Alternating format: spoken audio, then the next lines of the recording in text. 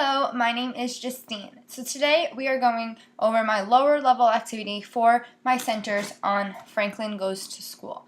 I chose an easier route for my lower levels just to make sure that they can still comprehend the story and be able to explain the story. So for my standard, I did use illustrations and details to describe characters, events, and setting. So they had the opportunity to draw a scene from the book for you to see if they're grasping the material, and then having to write about it to see if they're following from their scene to what really happened, and to see them explaining it. So I have my stuff in a baggie from Shelly Gray's video on centers. And so this gives them the ability to see that this is how they should return their work and how it should be kept. So to start with, I have my worksheet, and it says on the top, it says Franklin Goes to School, and it says you have just listened to Franklin Goes to School. They will listen to the story before they start their worksheet. And it says, draw a picture of your favorite part. You're going to add the main characters that were in the story, and don't forget to put in the setting of the story too. So they have this box to put their favorite scene in the story. They have to add the main characters, and they have to include the setting. So for you, that gives you the knowledge and structure that they are getting from listening to the story first, rather than just reading it on their own.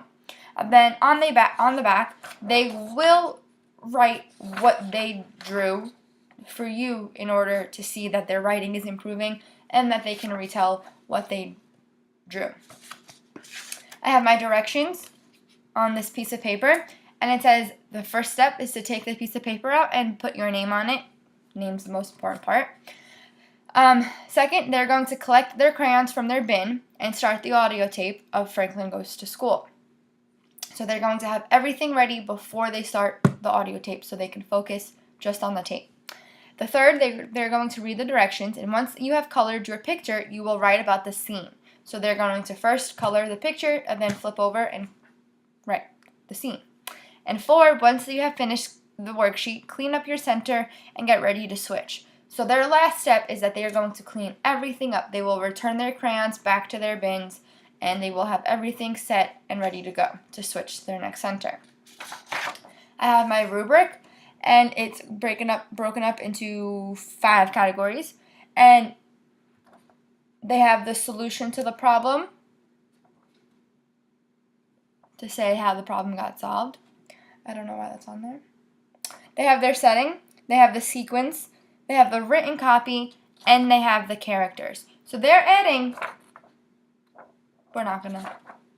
gonna see that they have these main 4 in their category of what they need to accomplish. And in each row, they have detailed explanations on what they should be achieving to get their score. Now, I have included this worksheet because you give the students the ability to tell the story through their drawing and writing, and give them the chance to see if they're fully grasping the material. If anyone can listen to the story being read to them, but in order to be comprehending the story, you need to have a following activity after it to see if it's staying with them and if they're retaining the material that's being fed to them. The worksheets gives them a little leeway. It lets them pick their favorite scene. So students might have different scenes than the rest of them, and they get to explain it, and they get to draw it. They get to add the characters that are in it and incorporate that. I think this was very important for the students just because they're a little lower than some students, but they still have the opportunity to write about the story and answer questions. But right now, they are going to be drawing the story to see how they are comprehending it, and then future they will be moving on, and they are writing more about their scene that they drew.